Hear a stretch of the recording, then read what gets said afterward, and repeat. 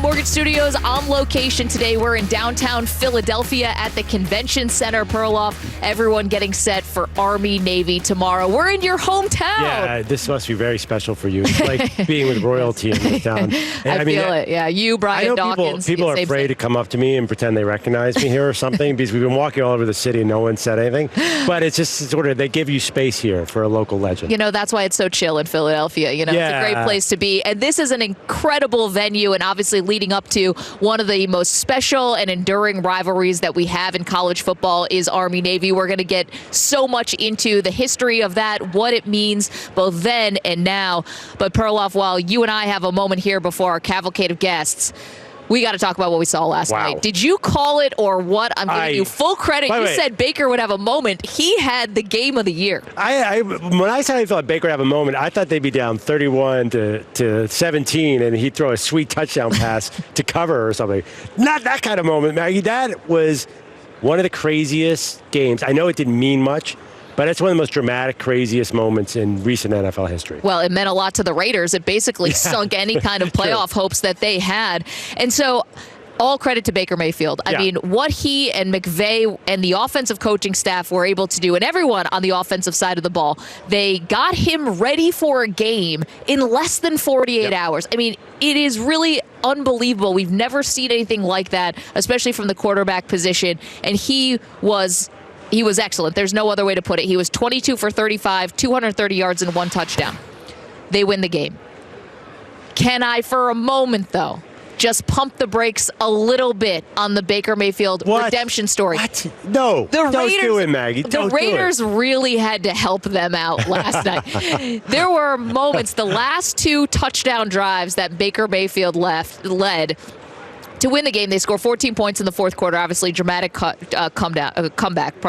You had as the Rams are setting up to punt on a 3rd and 2, Clelin Ferrell of the Raiders gets called for a defensive offsides, gifts the Rams a first down. They go on to score a touchdown. Then, obviously, on the final drive, you get an interception that's called back that Baker threw. Robertson with the defensive pass interference. Then Baker takes a 9-yard sack, but it's nullified with an unsportsmanlike from Tillery. There were so many gifts that got given to the Rams on those final drives. The Raiders blew this game so hard. Good for Baker, good for the Rams, but the Raiders basically led them on a red carpet to this win. None of that in the course of time. We will remember none of those plays. All we remember is Baker Mayfield getting off the plane. It was 48 hours. In 10 years from now, Baker landed at 5 o'clock, was on the field at 7 o'clock. It's going to become things. It feels like one of those games that's going to become legendary, and we're going to totally forget. I mean, honestly, if Jerry Tillery didn't knock that ball out of Baker's hand, that pass interference I thought was pretty questionable that you just mentioned. There are a lot of little things, not to mention the Raiders should have put them away and scored more points. They completely controlled the game.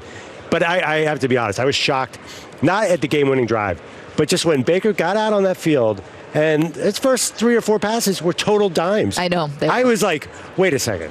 Have we been misunderstanding football for all these years? Is it that simple? Because he knew where the receivers were going to be. He looked more comfortable than he did in the half a season at Carolina. You're so right. I can't explain it except for no quarterback should ever go to OTAs ever again. This whole chemistry with the receivers thing is obviously total BS. You don't even have to know who these guys are to go and lead 2 touchdown drives. I mean, it was really amazing just how much. So you want to look at it as a great Rams feat, and I thought that was great. But I thought this showed a lot of what the Raiders were like as a team that was finally favored to go in, should have won a game easily, and look at what happened. I mean, Derek Carr, 11 for 20, 137 yards, no touchdowns, 2 picks. It was a total meltdown. Yeah, I blame the coaching there, too, because they were playing like they had a lead.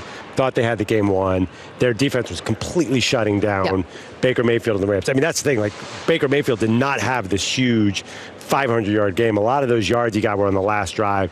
So they thought they had the game won. You know who he coached like? Like a Nathaniel Hackett or a Dennis Allen. Oh, my goodness. Remember, it was 16-3, just like this. The way the Saints blew that game to the Bucs on Monday night. It was the same game. Yeah, but not Tom Brady. Baker Mayfield. Number 1 pick, 6th rounder. I mean, who are you going to take? I guess so. But it was the same game. The Raiders played not to lose, and they ended up having the most important loss of their season. But their schedule is, I mean, talked about it all day yesterday. They had a real shot at the playoffs, and they just blew it. Totally blew it. Okay, so the Raiders, we can kind of maybe just read the last rites on their season. Yeah. But in terms of Baker now, like, I'm seeing a lot of, oh, he's won the job. Oh, now he's going to be the next quarterback for the Rams. Let's listen, if we can, Stu. Let's play the audio of last night in the Rams locker room as Sean McVay is handing the game ball to Baker Mayfield. Were there too many beeps in that soundbite for us to play it? Actually, it was barely coherent. No, you got the point across there. But what came through crystal clear was, it's so great to be home. Yeah. Baker, you're from Texas. Like, so he basically just moved in and has now assumed the starting job. It's like, Matthew Stafford, who? You're gone. You're just old news. Baker Mayfield's here. No, I was just impressed when he said, "Go Rams," and he got the right team.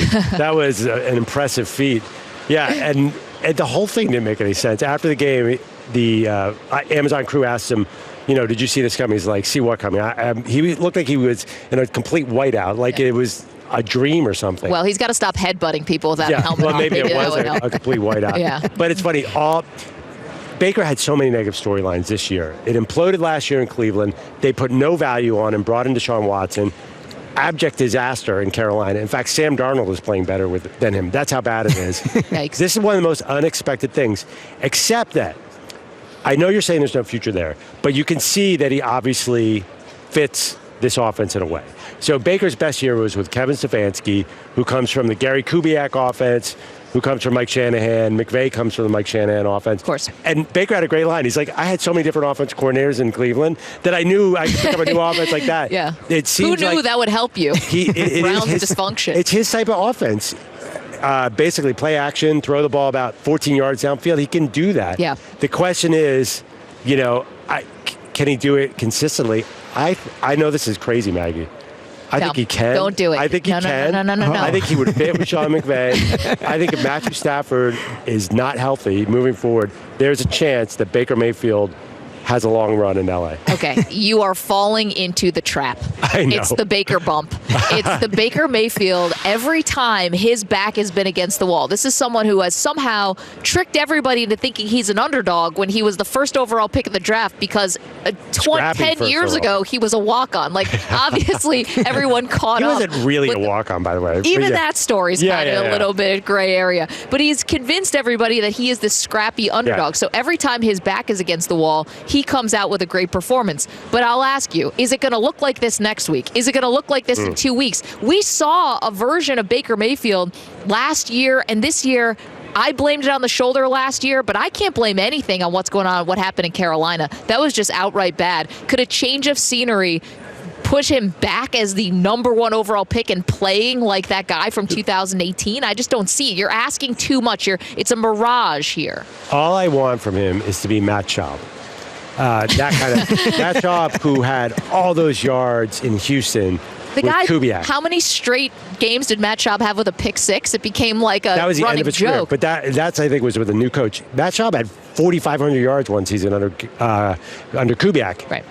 You don't need to be Aaron Rodgers to excel in this kind of offense. You saw it last night. Now, listen, they got their Super Bowl. They're good. I think if you set the bar, we're like, all right, we're going to be the Rams. We're going to be a wild card team.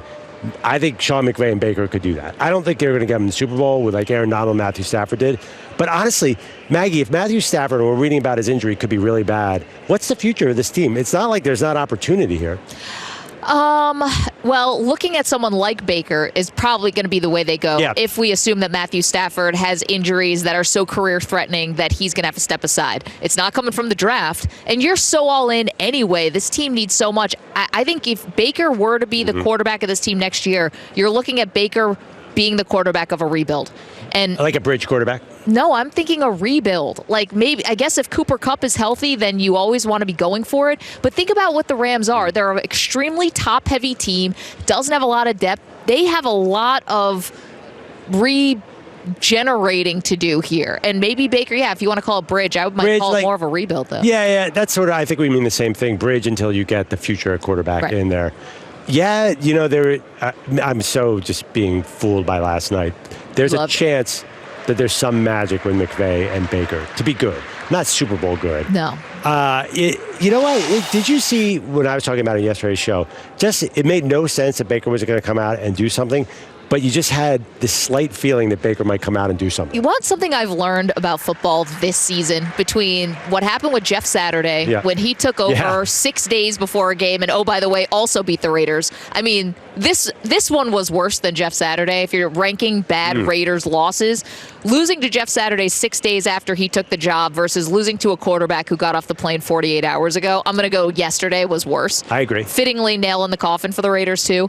But something that I feel like I've learned from football, which is the more time you have to think, sometimes the worse it is. Yep. These guys have such good instincts that obviously have gotten them where they are today, where they're the 0.001% of the population that can do this. Sometimes just relying on that and being able to go with your sort of pitch and catch sort of backyard stuff is not necessarily a terrible thing. Like, I always thought Peyton Manning overthought so many games playoff games, he completely psyched himself out of. So smart, so overthinking it. This is just like go on the fly. I love it. I think that's something in sports. The one place you don't want to be in sports is in your head. Right. And not it being smart about the game, but you just don't want to overthink it. I think that's a great point. He was just going out there. That was Baker Mayfield from Austin Westlake, just balling Texas style. How about that? 14 points in the fourth quarter, and down go the Raiders. Just brutal if you're a Raider fan. Thank you for watching our video. Please like, comment, and subscribe. And if you want to see more videos like this, just hit the bell. Yeah, ring the bell. Just hit the bell.